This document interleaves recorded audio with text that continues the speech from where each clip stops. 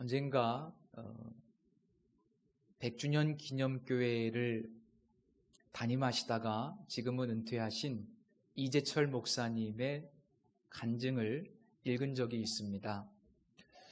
이분이 사업을 하시다가 정리하시고 이제 목회자가 되기로 결정을 하시고 대학원을 다니실 때 성령께서 이 신학생 시절에 이 목사님에게 신유의 은사를 주셨답니다. 종종 아픈 분들을 위해서 기도하시곤 하셨는데, 그러면 대개의 경우에 그 질병이 치료되는 놀라운 역사가 그분을 통해서 일어났습니다. 그 소문이 퍼져서 많은 분들이 기도를 받기 위해서 전화도 하시고 또 찾아오시고 그렇게 하셨는데, 그 중에 어떤 암에 걸린 분이 연락이 와서 기도를 받고 싶다고, 그래서 흔쾌히 오시라고 기도해 드리겠다고 그렇게 해서 만나게 되었고, 이분을 위해서 간절한 마음으로 기도를 해드렸습니다. 그런데 정말 놀랍게도 이 중년의 남성분이셨는데 기도를 받고 치유가 됐습니다. 그 암이 떠나간 겁니다. 놀라운 일이죠. 그런데 이분이 이렇게 질병의 치유를 받고 돌아간 다음에 안타깝게도 그 이전에 죄를 버리지 못하고 건강한 몸으로 또 죄를 짓기 시작했습니다. 질병에 걸리기 이전에도 여자 문제가 복잡했는데, 그래서 하나님께서 질병을 허락하신지도 모르겠습니다. 그런데 건강한 몸으로 치유를 받고 난 다음에 새로운 삶을 살았으면 좋았으련만 여전히 똑같은 삶으로 돌아가서 또 다시 바람을 피고 그런 삶을 살게 된 겁니다. 그래서 이 목사님께서 그 이야기를 들으시고 굉장히 충격을 받으셨어요. 그 다음부터 이분이 결심을 합니다. 내가 다시는 질병에 든 사람들을 위해서, 찾아오는 사람들을 위해서 기도하지 않겠다. 병 고침 받아도 삶이 변화되지 않으면 여전히 또 가서 죄를 짓기 때문에 다시는 찾아오는 사람들을 위해서 기도하지 않겠다. 그리고 앞으로는 사람을 변화시키는 하나님의 말씀에 집중하는 목회자가 되겠다. 이렇게 결심을 하셨다는 간증을 읽은 적이 있습니다. 저 역시도 이번에 좀 몸이 많이 아프면서 깨닫게 되는 것은, 드러난 육체의 질병을 치료하는 것도 중요하지만 보다 더 근본적인 삶의 태도의 변화, 몸을 잘 관리할 수 있는 습관의 변화, 그것이 더 중요하다는 사실을 깨닫게 됐습니다. 그것이 바뀌지 않으면 회복이 되어도 또 아프게 되고 또 아프게 되고 반복적으로 아프게 되는 것이죠. 이스라엘 백성들은 기적적으로 홍해를 건너게 됩니다. 놀라운 사건이죠. 그렇게 홍해를 건넌 다음에 이스라엘 백성들은 이제 수르 광야로 들어가게 됩니다. 홍해를 건너기 이전에도 하나님께서 구름 기둥과 불 기둥으로 함께 하시고 인도하셨기 때문에 홍해를 건넌 지금 이 순간에도 여전히 하나님께서 함께 하십니다. 그 하나님께서 인도하심을 신뢰하면서 이스라엘 백성들은 구름 기둥을 따라 수르 광야로 들어간 겁니다.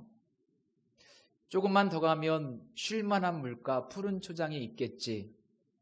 조금만 더 가면 하나님께서 우물가를 허락해 주시겠지. 그런 기대를 가지고 광야로 들어갔는데, 하루가 지나고 이틀이 지나고 3일째가 되어도 물이 없는 겁니다. 그러다가 드디어 어느 한 장소에서 우물을 발견하게 되었는데, 안타깝게도 오늘 말씀에 의하면 그 물은 써서 도저히 마실 수가 없었습니다. 당시 사막에서 3일 동안이나 물을 얻지 못하고 방황한다는 것은 거의 죽음과 같은 상황입니다. 그런데 물을 발견했는데 물도 써서 마실 수가 없으니 이스라엘 백성들의 낙심이 얼마나 크겠습니까? 지금 이 마라의 위치를 정확하게 알 수는 없지만 홍해바다에서 비교적 근거리에 있는 우물인데, 이렇게 해안가에 근접해 있는 우물의 경우에 물이 부족하게 되면 역류 현상이 일어나서 바닷물이 들어오게 되고, 그래서 물이 쓰게 되는 경우가 종종 있다고 합니다. 여기저기서 불평과 원망의 소리가 들려옵니다. 불과 3일 전에 홍해가 갈라지고 마른 땅을 건너는 놀라운 기적을 경험했음에도 불구하고, 쫓아오는 애굽의 군대가 그 홍해 바닷가에 수장되는 것을 목격했음에도 불구하고 물이 없기 때문에, 물이 없다는 이유로 그들은 불평하고 원망합니다. 한편으로는 이 이스라엘 백성들의 태도가 이해되지 않는 것은 아닙니다.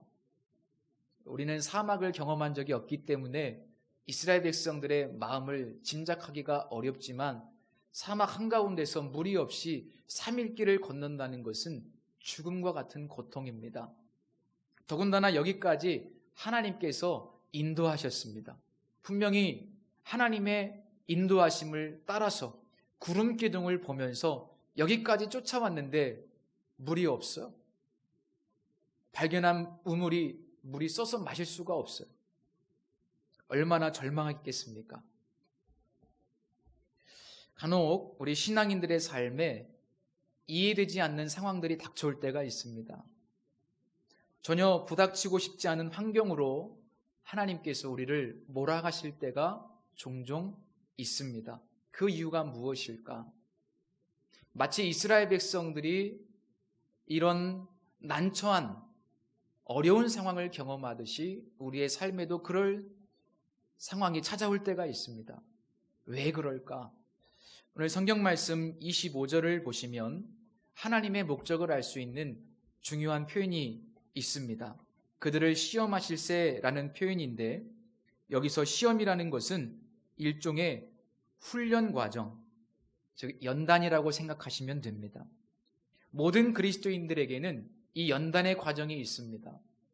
어떤 환경을 통해서 연단하시든지, 혹은 어떤 인간관계를 통해서 연단하시든지, 또는 어떤 경제적인 어려움을 통해서 연단하시든지, 내용은 다르지만 모든 그리스도인들에게는 이 연단의 과정이 분명히 있습니다.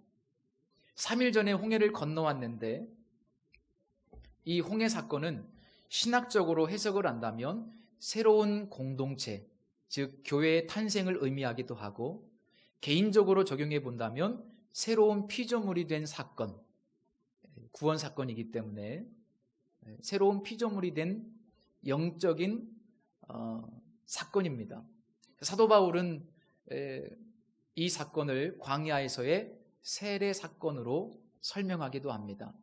즉 이제는 종이 아니라 자유인이 된 것이고 하나님의 자녀로 신분이 변화된 사건입니다.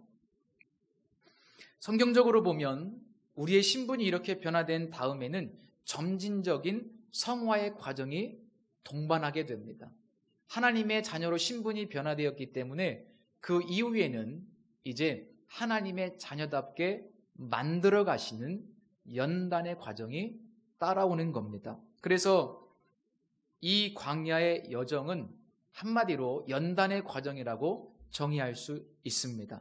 홍해를 건넌 후에 이 첫 번째 사건을 통해서 하나님은 이스라엘 백성들에게, 그리고 우리 모두에게 광야 생활 전체가 연단의 시간이 될 것임을 말씀해 주고 있습니다.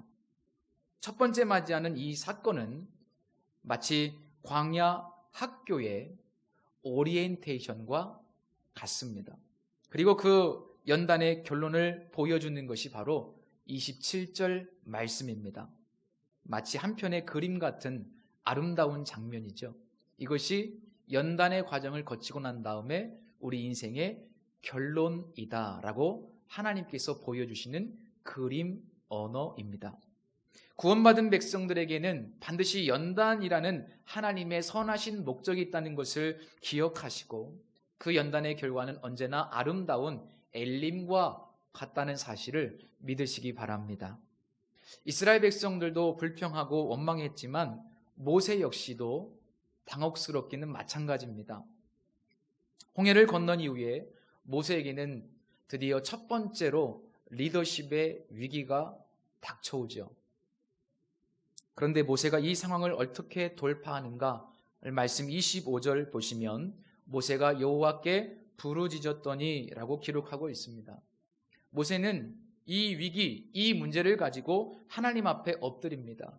그리고 간절하게 부르짖어 기도합니다. 여기서 부르짖다라는 표현은 한 번 기도하고 끝나는 이례적인 사건이 아니라 하나님께서 어떤 응답을 주실 때까지, 마치 누가복음 18장에 보면 과부가 불의한 재판관에게 계속 문제가 해결될 때까지 찾아가듯이 그렇게 응답이 있을 때까지 끈기 있게 계속 기도했다는 의미입니다. 우리 모두에게도 이런 끈기 있는 태도가 필요하죠. 얼마나 기도했을까? 그렇게 간절하게 부르짖는 모세에게 하나님께서 기도 가운데 한 나무를 보여주십니다. 그리고 모세는 그 응답을 받고 얼른 자리를 박차고 일어나서 그 나뭇가지를 찾아가서 꺾어다가 우물에 던집니다. 물속에 던지죠.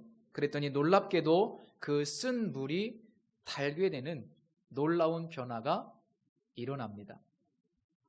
이 마라라는 장소와 쓴물이 단물로 변하는 이 사건은 광야 전체의 여정을 담고 있는 상징적인 사건인데 과연 이 사건이 어떤 메시지를 담고 있을까? 이해를 돕기 위해서 우리 성경 말씀 한 구절을 함께 좀 찾아보도록 하겠습니다. 신명기 8장 2절과 3절 말씀입니다.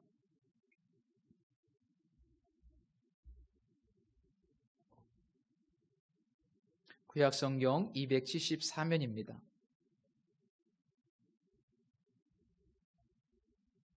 신명기 8장 2절과 3절 말씀입니다. 우리 함께 다 같이 한번 읽어볼까요? 내 하나님 여호와께서 이 40년 동안에 내게 광야 길을 걷게 하신 것을 기억하라. 이는 너를 낮추시며 너를 시험하사 내 마음이 어떠한지 그 명령을 지키는지 지키지 않는지 알려 하심이라. 너를 낮추시며 너를 줄이게 하시며 또 너도 알지 못하며 내 조상들도 알지 못하던 만나를 내게 먹이신 것은 사람이 떡으로만 사는 것이 아니요 여호와의 입에서 나오는 모든 말씀으로 사는 줄을 내가 알게 하려 하심이니라.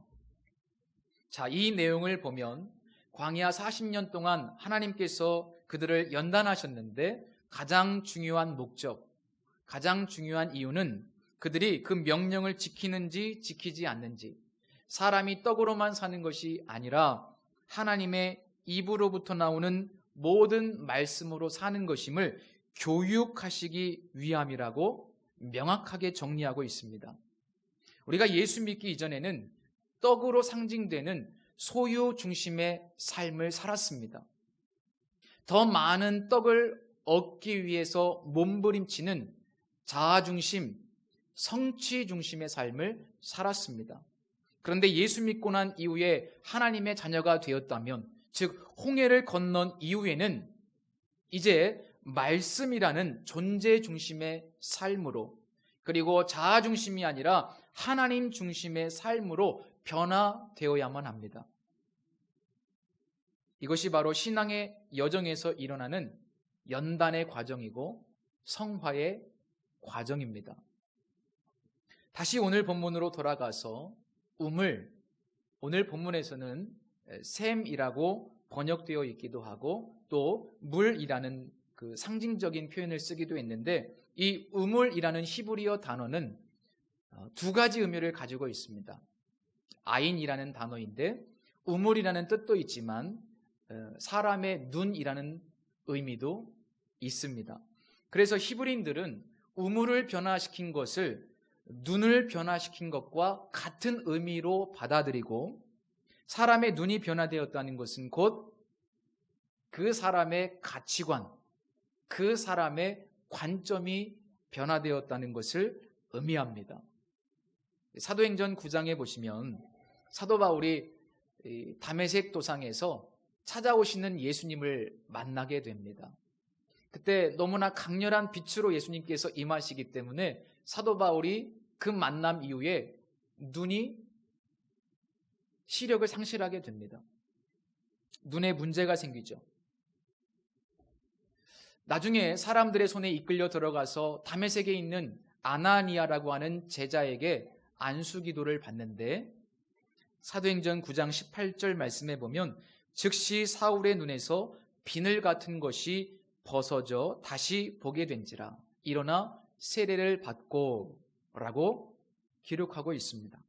눈에서 비늘 같은 것이 벗어졌다. 우리가 이 말씀을 문자적으로 읽으면 눈에 비늘이 있었고 그 비늘이 벗겨졌다 이렇게 이해할 수 있는데, 조금 더 성경적으로 또 의미 있는 성경적 어떤 해석 방법으로 이 말씀을 해석해 본다면, 눈에서 비늘이 벗겨졌다는 것은 새로운 눈을 갖게 되었다는 것을 의미합니다. 새로운 눈을 갖게 되었다는 것은 놀랍게도 그 이전에 예수 믿기 이전의 가치관에서 이제는 예수님을 만난 이후에 새로운 관점과 새로운 가치관을 갖게 되었다는 것을 의미합니다. 예수가 메시아라고 하는 것을 깨닫게 된 이후에 그의 인생에 패러다임의 전환이 일어났다는 것을 의미하는 표현입니다. 그래서 세례를 받은 것이죠. 그렇다면 쓴물이 단물로 변화되는 이 상징적인 사건은 하나님께서 자녀 삼으신 이스라엘 백성들의 애굽적인 가치관, 애굽의 가치관은 뭐예요? 세상의 가치관이죠. 홍해를 건너기 이전이기 때문에 저 세상의 가치관입니다. 인본주의적인 가치관입니다. 그래서 저 세상의 가치관을 하나님 나라, 하나님의 자녀의 가치관으로 바꾸시는 사건이라는 것을 알 수가 있습니다. 그리고 광야 여정 전체를 통해서 뼛속까지 깊이 물들어 있던 그들의 애굽적인 삶의 방식과 가치관을 고치시겠다는 일종의 예고편과 같습니다. 그래서 나는 너희를 치료하는 여호와라는 표현은 육체를 고치신다는 의미도 있지만 그런 의미를 넘어서서 그들의 세상적인 가치관, 예수 믿기 전에 인본주의적인 가치관을 하나님 중심의 가치관으로 수술하시겠다는, 고치시겠다는 그런 하나님을 표현한 겁니다. 그래서 치료하시는 여호와, 이 표현을 고치시는 여호와 이렇게 우리가 바꾸어서 읽을 수가 있습니다. 아주 큰 수술이 될 것이고 오랜 시간이 걸리겠지만 결코 실패하지 않는 수술이 될 겁니다. 왜냐하면 하나님은 완전한 의사이시기 때문입니다. 그렇다면 우리가 이제 생각해 볼 것은 하나님 중심의 가치관은 무엇일까? 하나님의 자녀된 백성의 가치관은 무엇인가? 이것이 중요합니다. 좀 전에 우리가 함께 신명기 8장의 말씀을 찾아 읽어보았는데 그 말씀이 바로 아주 중요한 해석의 기초가 됩니다. 비슷한 말씀, 내용이 오늘 본문에도 기록되어 있습니다. 25절을 보시면 여호와께서 그들을 위하여 법도와 율례를 정하셨다. 이렇게 기록되어 있고 26절에도 보시면 너희가 너희 하나님 나 여호와의 말을 들어 순종하고 내가 보기에 의를 행하며 내 계명에 귀를 기울이며 내 모든 규례를 지키면이라고 말씀하고 있습니다.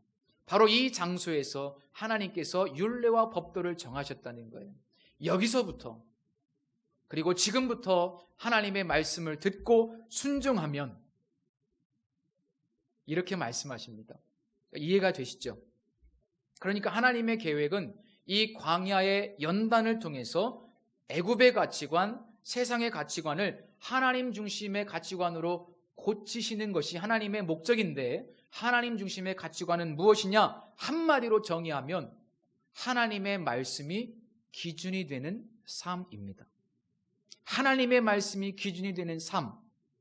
성경과 배치되는 이 세상의 인본적인 지식을 넘어서서 하나님의 뜻과 배치되는 인간의 이성과 경험과 철학에 의존하지 않고 언제나 어디서나 오직 하나님의 말씀이 삶의 기준이 되는 것, 그것이 바로 하나님 자녀들의 가치관입니다.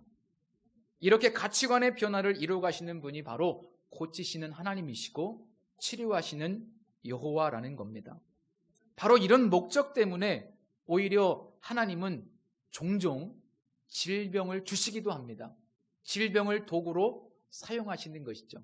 그래서 우리가 성경에 보면 하나님의 영광을 위한 질병도 있고 사도 바울 같은 경우도 평생토록 질병으로 인해서 고통을 당할 수밖에 없었습니다. 왜? 그 질병이 그에게 유익하기 때문에. 유익하기 때문에. 그것 때문에 하나님이 그를 통로로 사용하실 수 있기 때문에. 물론 하나님께서 기적적으로 우리 육체의 질병을 고치실 때도 있습니다. 그런 은혜를 경험하신 분들도 계실 겁니다. 그러나 때로는 더 큰 하나님의 목적을 위해서 질병을 허락하실 때도 있다는 겁니다. 사실 우리가 이 세상 살아가면서 끊임없이 갈등하는 것이 뭡니까? 세상의 방식을 따를 것인가? 아니면 하나님의 말씀을 기준으로 삼을 것인가? 이것이 가장 큰 갈등이고 고민이죠. 아마 우리 성도님들 지난 한 주간도 살아오시면서 세상의 방식, 세상 사람들과 똑같은 방식으로 그냥 묻어갈 것인가? 그래도 내가 예수 믿는데 하나님의 기뻐하시는 뜻을 분별하고 말씀대로 순종할 것인가? 늘 그 사이에서 왔다 갔다 하시면서 고민하셨을 겁니다. 주로 어느 쪽을 선택하셨습니까? 우리의 자녀들에게 어느 쪽을 선택하라고 가르치십니까? 누가복음 5장에 보면 예수님께서 시몬 베드로에게 이렇게 말씀하십니다. 깊은 데로 가서 그물을 내려 고기를 잡으라. 이미 밤새도록 그물을 내서 고기를 잡았고 그런데 아무것도 잡지를 못했습니다. 그야말로 허탕을 쳤습니다. 날이 새어서 이미 그물을 정리하는 중이었습니다. 그런데 그 순간 다시 그물을 내려 깊은 데로 가서 고기를 잡으라? 여러분, 베드로는 고기 잡는데 선수입니다. 직업이 어부입니다. 반면 예수님의 직업은 뭐예요? 목수예요. 석수입니다. 상식적으로, 경험적으로, 논리적으로 예수님의 말씀은 말이 안 되는 요구입니다. 지금 이 순간 깊은 데로 가서 다시 그물을 내려라. 그렇게 깊은 곳에 물고기가 있지도 않습니다. 그런데 베드로는 예수님 당신의 말씀이 틀렸다고, 지금 이 현실과 전혀 맞지 않는다고 조목조목 반박하지 않고 그저 선생님, 우리들이 밤이 맞도록 수고하였을 때 잡은 것이 없지만은 말씀에 의지하여 내가 그물을 내리리이다 하고 다시 그물을 가지고 바닷속으로 들어가서 그물을 던집니다. 어떤 결과가 일어났습니까? 놀랍게도 밤새 허탕을 쳤는데 그물이 찢어질 정도로 많은 고기가 잡힙니다. 우리가 이 험한 세상 한복판에서 살아가는데 어느 쪽을 선택할 것인가 매 순간 선택의 순간에 직면하게 되는데 그런 현실적인 고민이 닥쳐올 때마다 이 베드로의 선택과 고백을 기억하셔야만 합니다. 말씀에 의지하여. 말이 안 되는 말씀이지만 지금 내 상황은 전혀 말씀과 배치되지만 내 이성과 경험에 부합하지 않지만 그럼에도 불구하고 우리 예수 믿는 사람은 말씀에 의지하여 말씀에 의지하여 순종해야 합니다. 마치 쓴물과 단물이 대조를 이루듯이 아무것도 없는 빈 그물과 풍성한 그물이 대조를 이룬다는 것을 기억하십시오. 그 중심에는 말씀이 있습니다. 말씀에 의지하느냐, 말씀에 의지하지 않느냐, 그것이 빈 그물과 풍성한 그물을 가를 수 있는 가장 중요한 요소가 됩니다. 사사시대에 베들레헴에 엘리멜렉이라고 하는 사람이 있었죠. 베들레헴에 살고 있었는데 흉년이 들었습니다. 그래서 고민 끝에 아내와 두 아들을 데리고 저 이방 땅인 모압 땅으로 이사를 갑니다.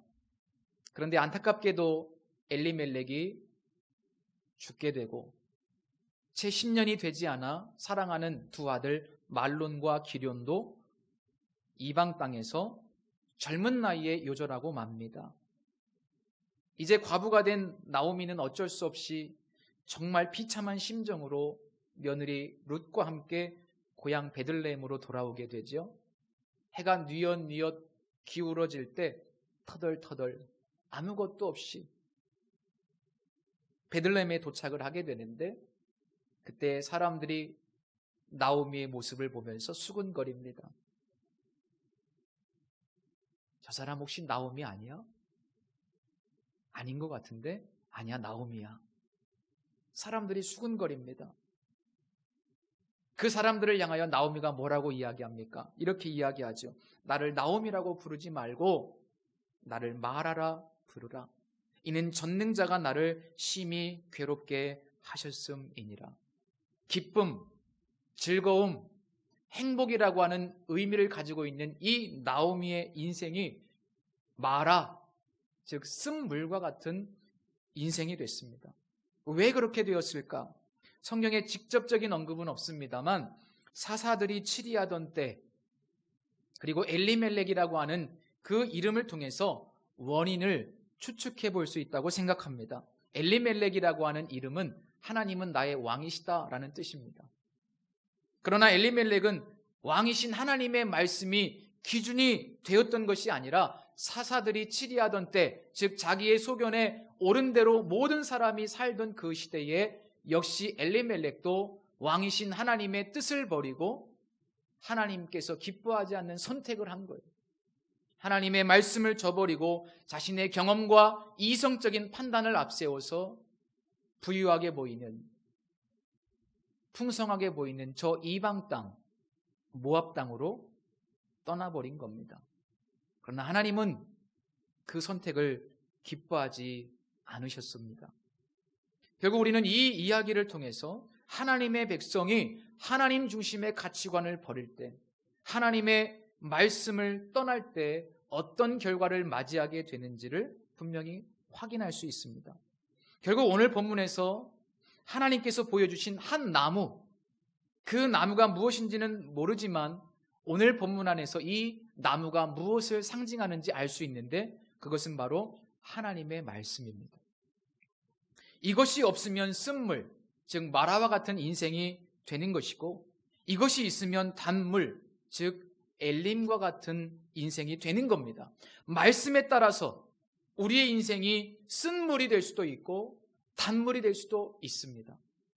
말씀에 따라서 우리의 인생이 빈 그물이 될 수도 있고 찢어질 듯한 풍성한 그물이 될 수도 있습니다.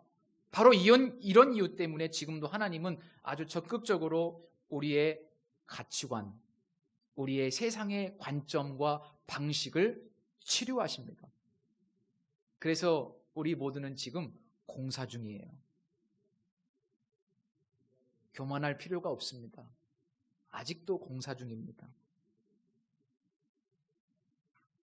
설교를 마치면서 시편 119편 67절 말씀을 읽어드리고 정리하겠습니다. 내가 고난당하기 전에는 그릇 행하였더니 이제는 주의 말씀을 지키나이다. 기도하겠습니다.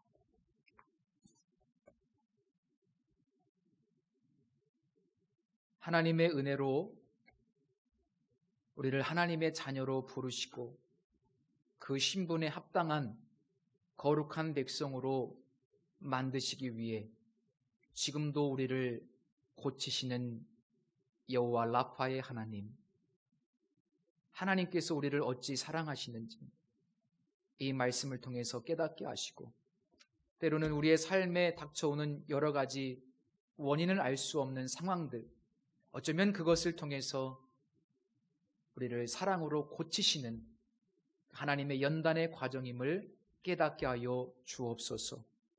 오 주님, 하나님의 말씀이 우리의 삶의 중심이 되기를 원합니다. 어떤 선택과 결정의 순간에 하나님의 뜻이 우리의 삶의 기준이 되게 하여 주옵소서. 그래서 빈 그물이 아니라 풍성한 그물, 쓴물이 아니라 단물이 되는 주의 백성들 되게 하여 주옵소서. 그 엘림의 축복을 사모하며 예수님의 이름으로 기도드립니다. 아멘.